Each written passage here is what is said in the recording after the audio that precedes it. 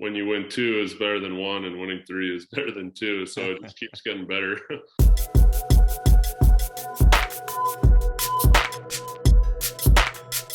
All right, I'm here with another episode of Within the Game. My name is Aaron Wexler, and today I'm joined by the one and only Trevor Crabb. Trevor, thanks so much for being here.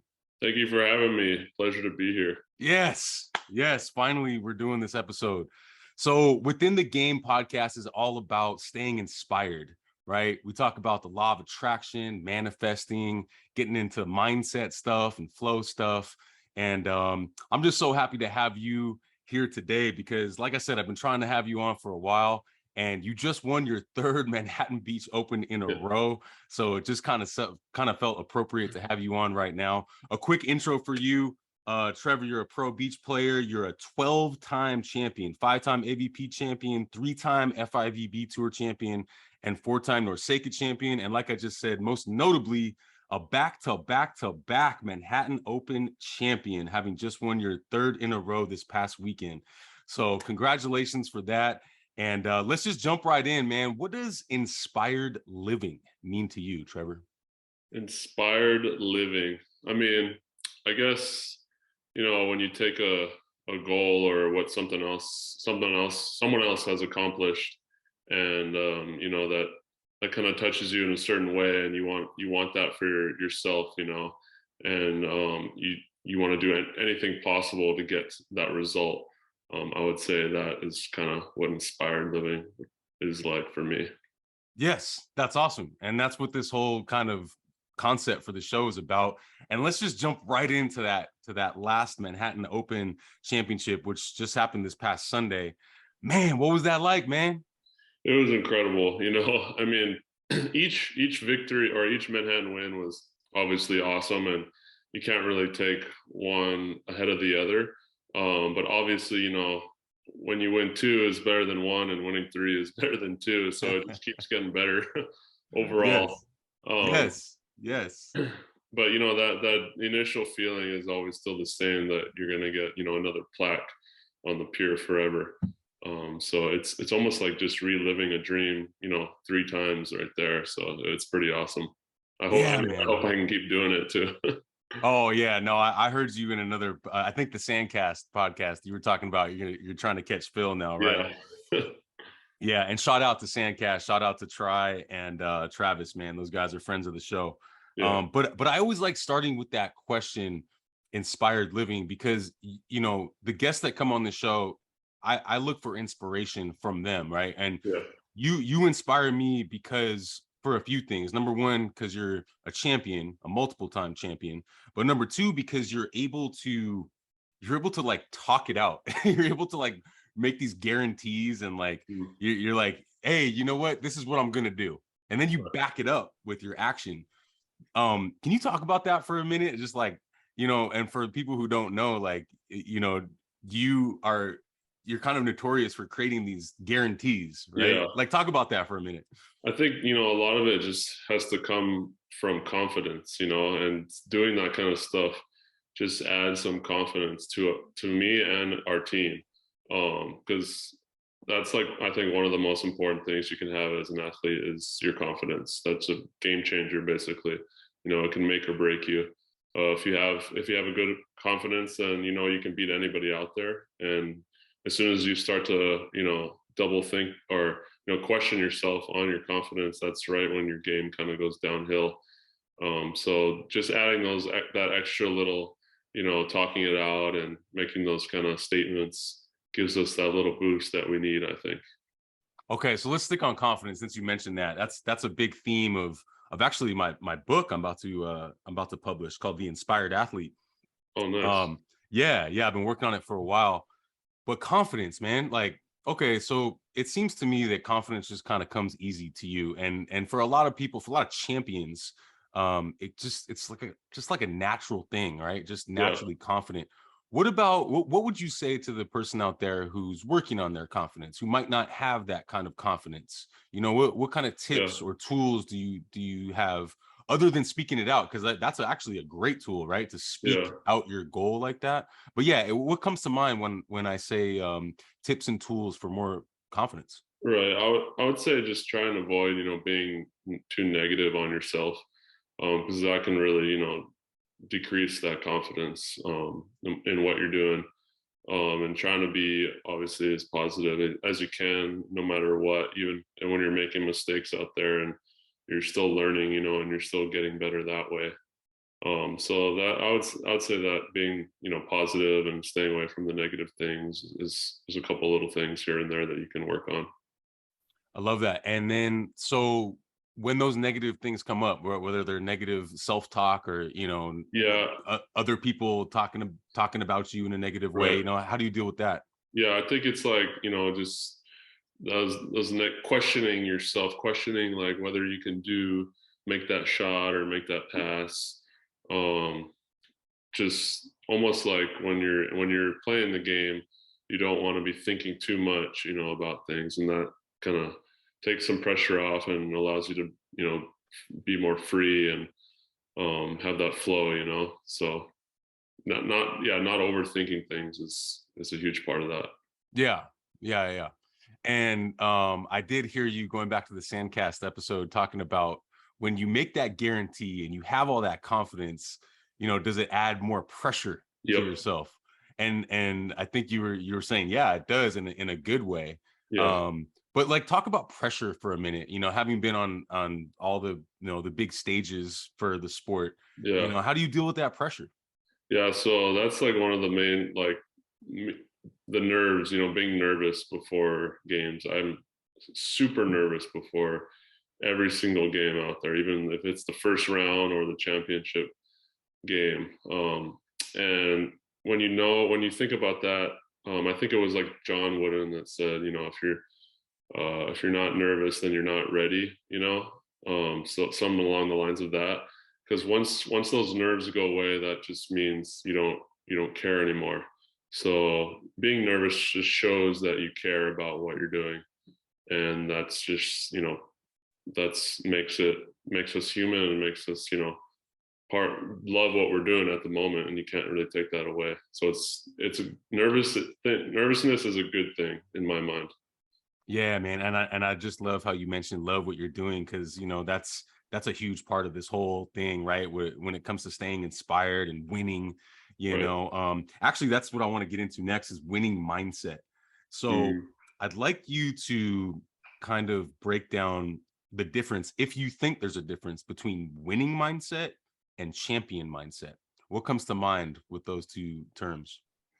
I mean, obviously, you got to keep winning to be a champion, right? So that's kind of the end goal. There is a champion mindset. But I think winning, is contagious. The winning mindset, even if you're just winning at little things in life or the small games, beginning rounds, or a small tournament. Winning is contagious. As you get used to it, you get used to that feeling, that mindset, and that kind of leads you to become, a champion, and the ending of that mindset. Yeah. Love that. Can you briefly just share a little history of how you kind of grew up, and like what you guys used to do on the baby court at Yeah. Outrigger, and like how that kind of helped you progress into the champion you are now? Right. Yeah. I mean, the biggest thing is, we're all just super competitive, and we all wanted to beat each other all the time as kids. And that really, I think, pushed us at a young age to kind of feel what it's like to have that competitive mindset and to always want to win. So I think starting at a young age was really helpful for me. So I think it's good that kids are getting out there at a young age, and no matter what sport it is, just learning what it feels like to be competitive, and not just like messing around for fun. Yeah. Yeah, yeah, and like, and how about this? How about how about learning to lose? Learning what you do with losing, right? Like, not learning to lose. That's not what I Mhm. meant, but like when you lose, because losing is kind of a big part of being a winner, Oh right? yeah. You made what, 7 finals before you Yeah. won? 7. Yeah, and lost them all. Yeah. So Um, like, talk about that. yeah, I mean, obviously, technically, I've lost more tournaments than I've won, so it's like losing is a huge part of the game, and you just really taking in kind of what you learning from those mistakes in those losses is huge. And trying, not to make those mistakes again.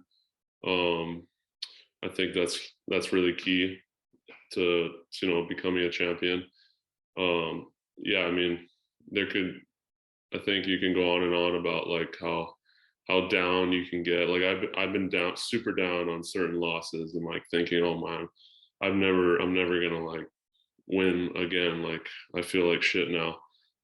But you really, that can come through your mind at some points, and it's fine. But as long as you block that out and move on from that is important. You seem to be able to do that quickly, and not everybody is able to do that. How do you do that? How do you move through those emotions like that? We're going to talk about some emotional management now, or emotional intelligence, right? Because I feel like, champions or winners are able to take that loss, learn from it, grab the lesson, move through it quick, right? Mm-hmm. But like I said, not everyone's able to do that. How do you do that, and like what tips and tools can you share about moving through those emotions better? Yeah, I think obviously it's good to have a good partner too. That's good, very helpful, and a good coach to help kind of push you through those downs, and get you back to the highs. So once your loss happens, you're like, all right, it's in the past. There's nothing we can do about that. Now let's just move on and look towards the next tournament or the next game. And just at the end of the day, you're just like, yeah, it's just a sport. We're still living at the end of it, so it's not the end of the world. And that's kind of how we move on quickly. I love that, actually, man, because that keeps you light, right? Like sometimes as athletes we get heavy. It's like, this is everything, I just lost, and we go into this dark place after a loss. But I like that approach, right? Oh yeah, it's just a sport, it's just a game, there'll be another Yep, chance. Yeah, that's really exactly. cool. Cool, let's go into some momentum talk. And I want to talk about momentum. I want to talk about manifesting or creating momentum as an Mhm. athlete and as a team, because you and Try seem like you're able to do that effortlessly.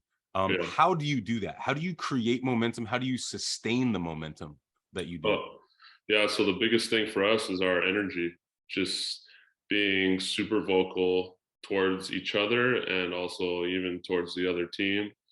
Um, and just having that high energy level no matter what, even if we're tired, even if the other team's winning, we know that our energy is going to overtake the other team.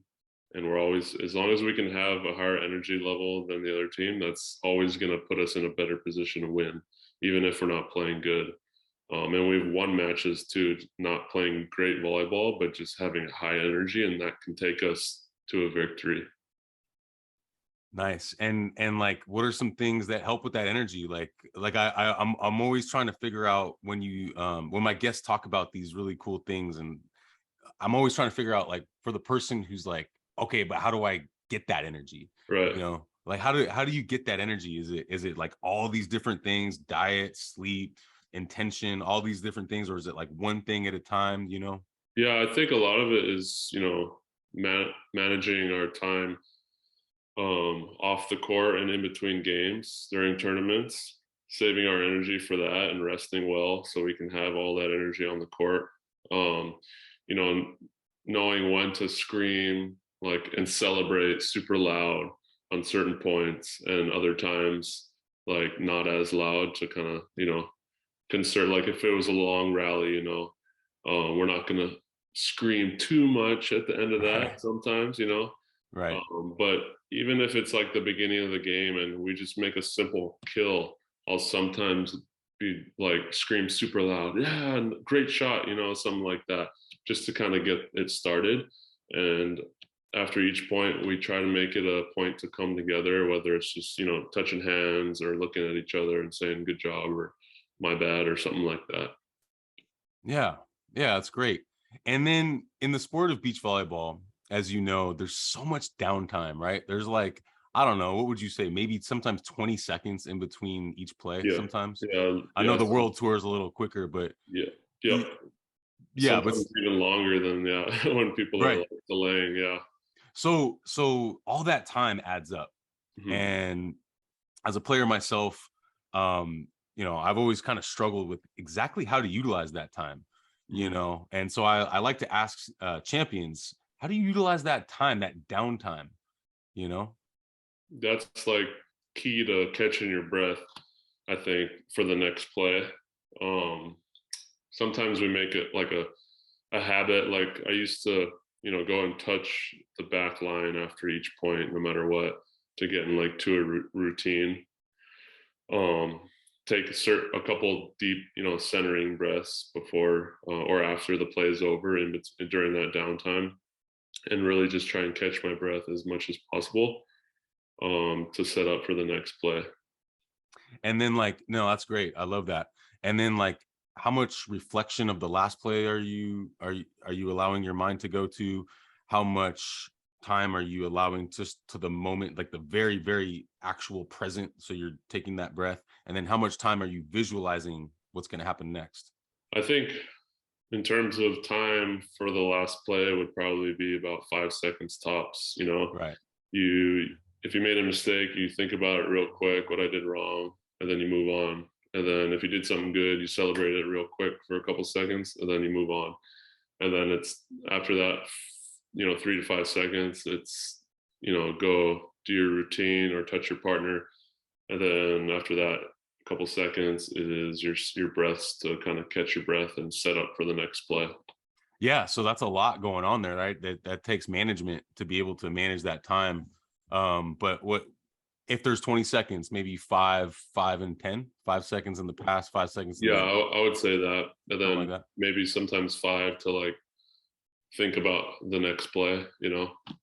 Right. At the very end, what the next play is going to happen. Right. Yeah. Like maybe like, can you just break that thought process down real quick? Like, okay, I just hit angle. Am I going to go line next? Okay. He just did a forward block. Is it like all that kind of just chatter going on, or is it Yeah, more? so like say we're receiving, I swing angle, he blocks me. I'm like, okay, the first 5 seconds there, I'm like, okay, I should have swung line, or I saw the defender in the line, I should have just popped it over angle. Next play, and then that's that 5 seconds. Then I go over to my partner and I'll be like, yo, my bad, or here's something I'm gonna do different. And then the next 5 seconds, I'm going back to my serve receive spot to kind of think about the next play. All right, this time, if I see the defender move to the line and the blocker go angle again, I'm gonna just chop it over his ankle block into the angle. Yeah. I love that. You and Try split block. Mm-hmm. And I don't really know of too many other teams that are split blocking right now. There's usually a blocker and a defender, Mm-hmm. right? I mean, can you think of any other teams out there that Yeah, split block? just not really on the AVP tour. Right. There's like one or two on the international tour that are doing it, but yeah, a lot of we're pretty much the only ones out here. Yeah. Can you talk about the advantages that you might have and maybe some of the like the pros and cons? But I'd like to talk about the advantages because kind of reminds me of Karch and Kent, Hmm. right? And Yeah, obviously they were one of the best team, if not the best team ever. right. But yeah, talk about that dynamic. So I think the major advantages are obviously like conserving energy wise, like so you don't have to the blocker isn't running up every single play. Um, and whoever's serving is obviously playing defense, and then the other guys at the net. So that really like helps us conserve energy that way. Um, Another pro would be, it's throwing a different look at the other team defensively. Some guys, get used to the same block and they can kind of start going around it and get used to it. And then this way it gives us a time to, if we want to set up certain plays on certain guys, it kind of helps a little bit better. Yeah. Um, and then maybe the only con that we've noticed would be if someone's like in a good rhythm blocking or defending, that can kind of throw that rhythm off because now, say it tries getting some blocks, now he's got to go play defense the next play when he could still be at the net. So sometimes we've been like sending one of us up or whatever, vice versa. If we're in a good rhythm, we'll be like, yo, I'm going up this time. and just you stay back or something like that. Yeah. Yeah. I think it's cool. It's actually fun to watch because you guys obviously have to do different skill sets on each play, right? When we're splitting like that. And you're both, you know, good at everything, obviously, because winning that much like that, it's pretty cool, man. It's pretty cool to see how much success you guys are having. And it looks like you guys are just having a lot of fun out there. Yeah. Which again is just fun to watch, Yeah. Obviously everything is better when you're having fun, right? And Yeah. that's like the most important thing that we tell ourselves is we want to compete and have fun. If we're Yeah. not doing those, then we shouldn't be playing. So yeah, we try to keep that fun integrated as much as possible out there. I love it, man. I love it. I want to get into flow. And you mentioned rhythm and we talked a little bit about momentum, but let's talk about flow. First of all, what does flow mean to you as an athlete? Flow, that is kind of, for me, that means like just being in the zone, Right. not overthinking much, not worrying about your mistakes, feeling loose, feeling relaxed, just kind of being one, with the game, I would say. Wow. I like that. One with the game. Um, okay, so when you're in the flow, Trevor, can you identify it, or does it like come and go and then after the fact you're like, dang, I was kind of in the flow right Yeah, there? I can identify it a few times. It's that really that feeling of being super relaxed and making plays, like making good plays and just feeling like super relaxed out there, and that you can do anything is kind of that stage of when you're in the zone and feeling that flow. Um, Obviously, you're not going to be thinking at the moment, wow, I'm in the zone right now. It's going to be like a little bit after. I think you'd be like, okay, I was in the zone then. I felt it, but I didn't like think about it. So yeah. Yeah. Yeah. Yeah. And I've pretty much I think I've asked everyone that comes on this show the following question, which is, can you practice that feeling or does it just kind of come? I think it's hard to practice it, especially like if you're in a practice, because practices will never feel like a game. So I think just, the more reps you get in competition and tournaments, it's naturally going to come. So you can't really like say, I'm going to be in the zone at this point in time. It just naturally comes. Right. Right. And is there any crossover or carryover from being in the flow in, let's say, a championship match to real life? Can you find yourself in the flow somewhere else? I know it sounds kind of funny, but like when you're driving or when you're just at the grocery store, or is the flow just kind of reserved for those big moments? Um, yeah, for me, I would say it's kind of reserved. I mean, for those moments, for the sporting moments. Yeah. Just because, yeah, naturally I'm just an athlete, so that's kind of where I want to be in the flow state. Um, I can't really think of really any life situations where I'm doing that. Maybe like maybe like if you're like, say you're talking to some girl. Not I'm not saying I'm doing that because my girlfriend will kill me. But say you're talking to some girl and you're just like you're not feeling those nerves basically, or like say yeah any type of like nervous situation in life I would say, and you're not feeling those nerves, then you could say I think you're in the flow. Yeah, yeah. And I would say that it is the more I talk about it, the more I ask people about it, the more that I think it is something you can practice at times. Obviously it's easier when you find yourself when there's something on the line, right? Like when Yeah, you're exactly. when there's something, like a championship, right? Yeah, But I think the goal is to try to find that feeling more often, yeah, or not, maybe not find the feeling, but like allow the feeling more right, often. right. So yeah, I mean, okay, it's definitely possible for it to be not during sports, yeah, obviously. yeah. Let's move into focus. how do you sustain your focus? And like when you lose the focus, how do you get right back into that focus, which is kind of almost the same thing as flow almost, but yeah, take that for however you want to take that. Yeah. I think it just comes down to like focusing on just breaking it down to one single point, you know. So every single point we reset and focus on the next one. Even if we lose the point, especially, we want to reset that and come back and focus on the next point. And it's obviously there's times where our minds will drift off during a match to something. And for me, something that's helped me is like come back to the game is like think about like the simple things like your feet in the sand, like feeling the sand or the sun on you, some type of like surrounding feeling, external feeling, and that'll kind of center your focus back to the game. Love that, man. I love that. It's great.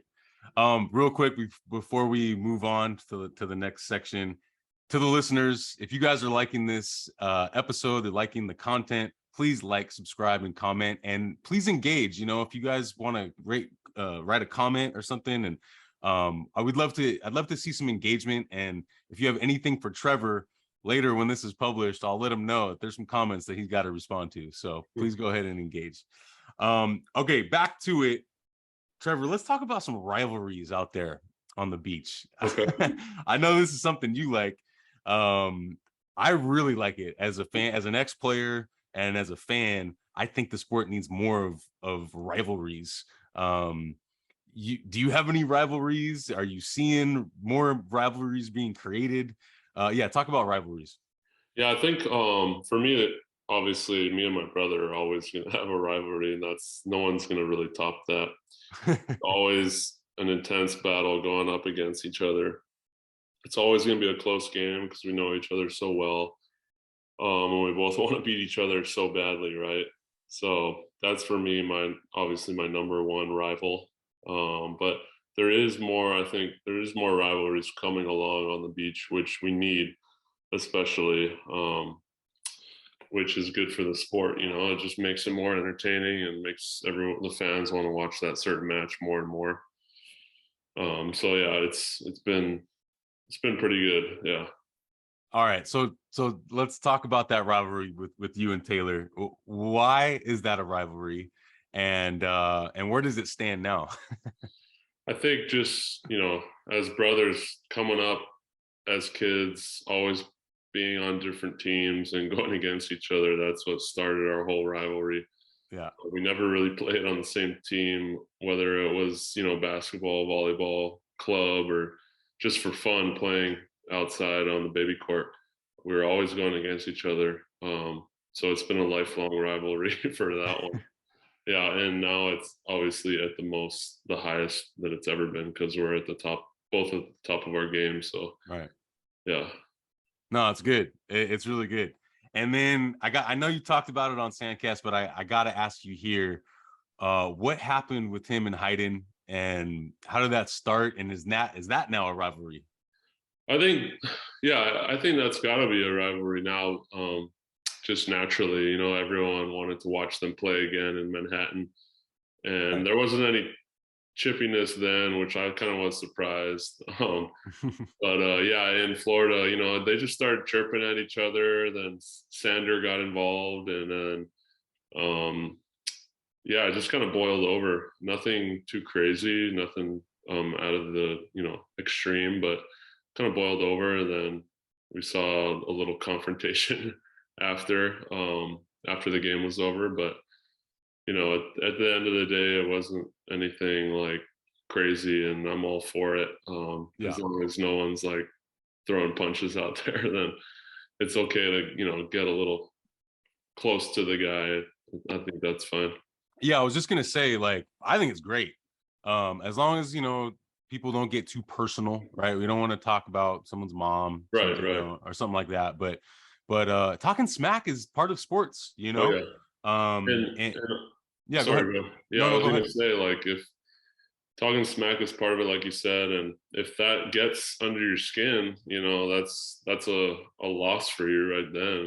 It's a major advantage if you can do that to someone. It's part of the game, so that should be allowed, and people should be, trying to master that skill. It's tough to do, and It's a skill. a lot of people like do fold under that, naturally, because their type of personalities don't like it. So it's a con for them for sure. Okay, so this is an interesting topic, actually. Let's stay on talking smack because while I agree it's part of the game and it's part of definitely pretty much every pro sport I can think of, Hmm. um, as a coach for the youth, it's not something we want to teach. Hmm. How does talking smack, um, like how do you learn that, and where's the line, and specifically for kids or for anyone working with kids, talk about that first, and then we'll go to adults. Yeah, I think a lot of it had to do for me was because I played basketball growing up, so Yeah.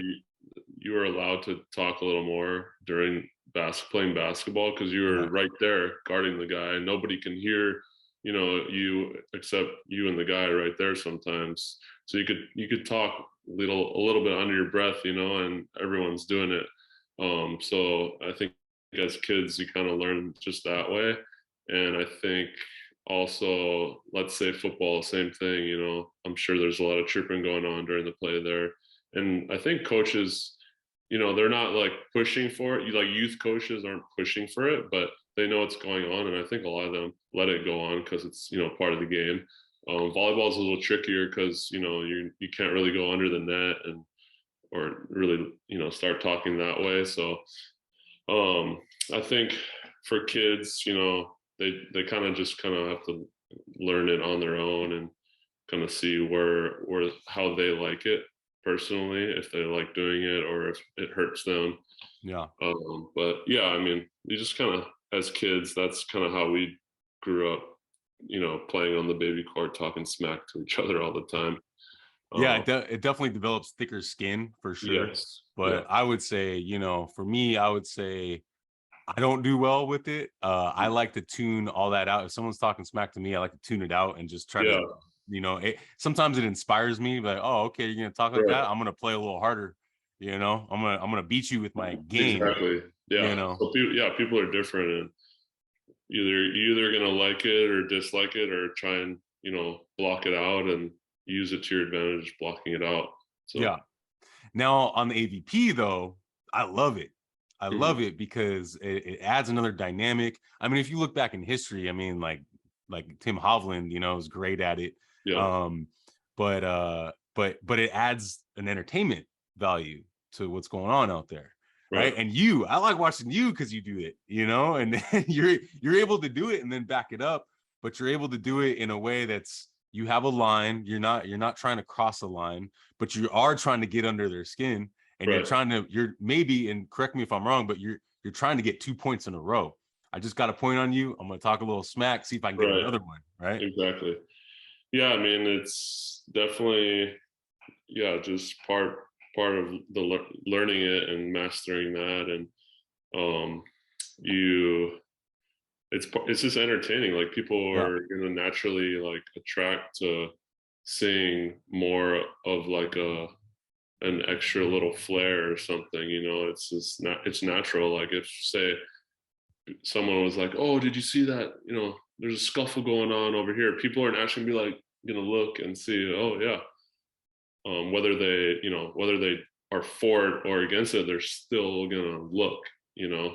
That's just human nature. So Yeah, and I think like healthy conflict is actually a good thing in sports, especially beach volleyball, where there's not like, okay, aside from you and try, and aside from maybe the top teams, there's so much partner switching going on that it's kind of hard for a fan to like get behind a team and yeah, call that team, that's my team, right, right?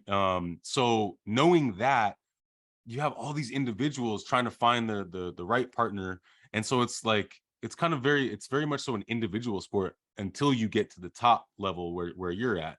So like exactly. so like talk about that in terms of entertainment value for talking smack, because what I think should happen more is I think all the players should agree, like, okay, we're gonna actually talk some smack and like make this more of a show. Afterwards, we can be chill and be cool. But like when we're on those court, in those black lines like that, let's make this fun. Let's make it more engaging.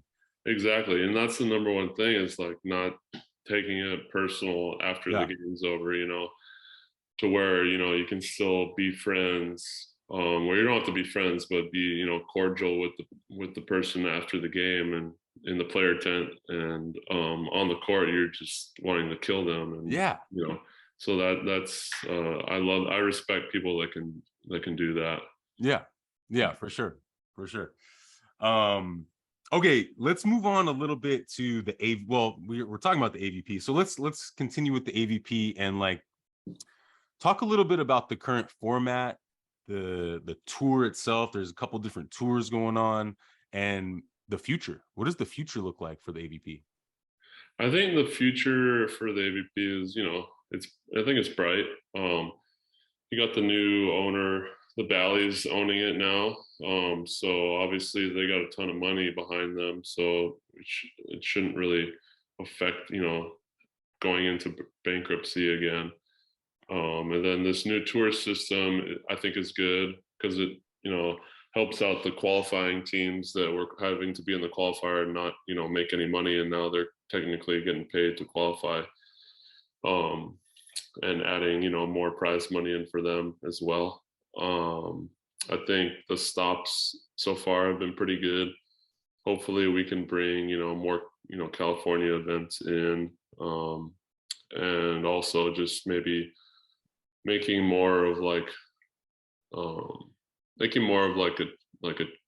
champions. I know they're doing like the Phoenix championships, but like the Gold Series is what you want to do well in, because there's more money, there's more points, and there's even, I think, a couple events after the championship, so it's a little confusing that way.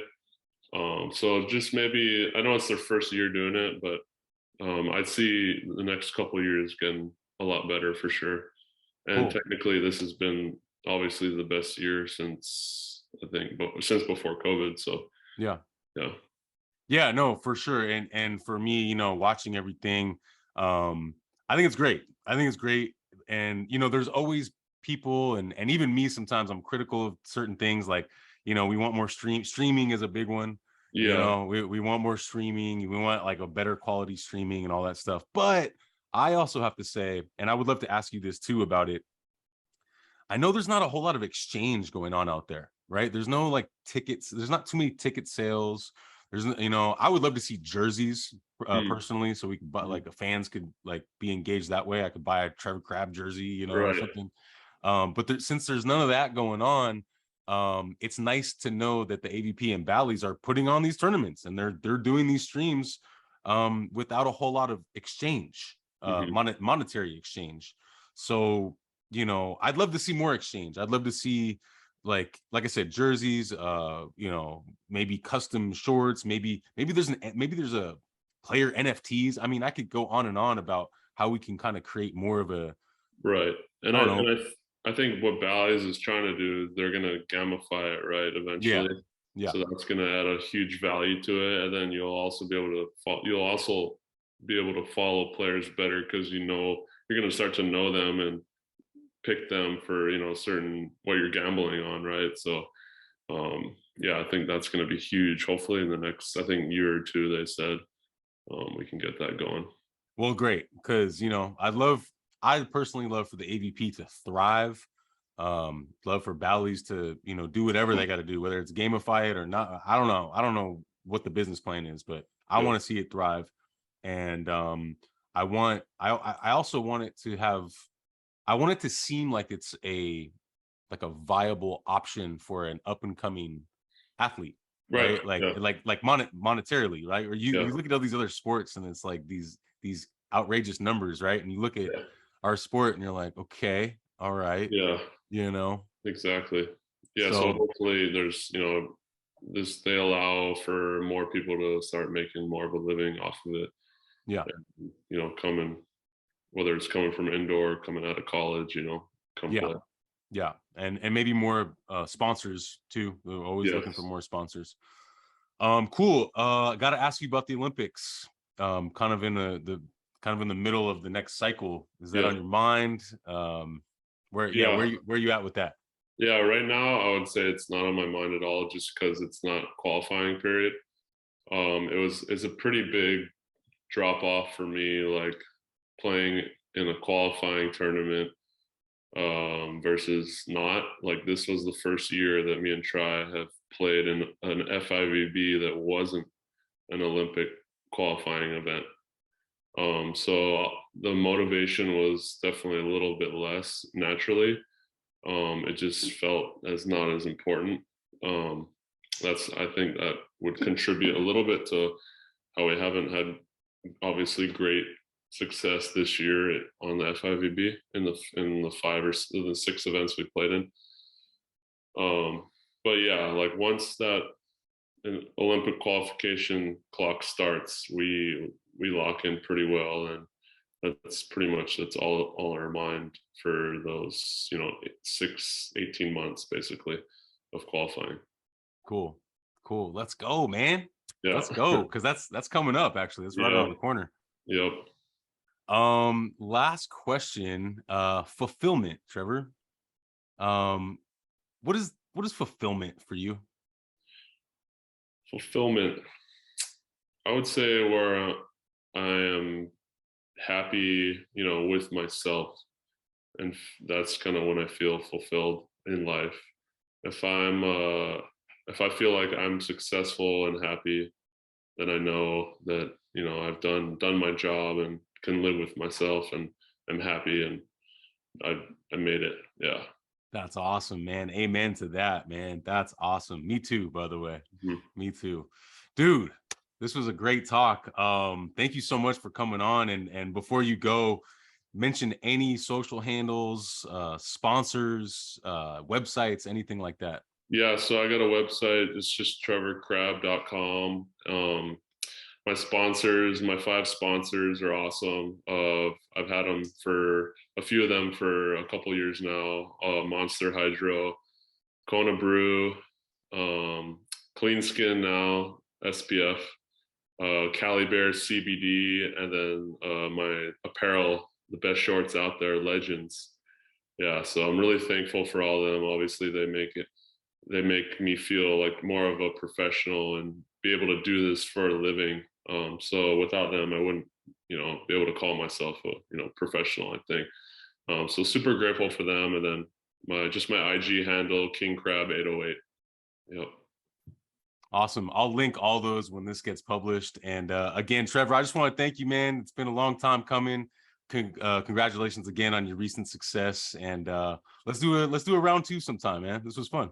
Awesome. I appreciate it. Thanks for having me. Yeah, right on. All right. Thanks, everybody. And we'll see you guys soon.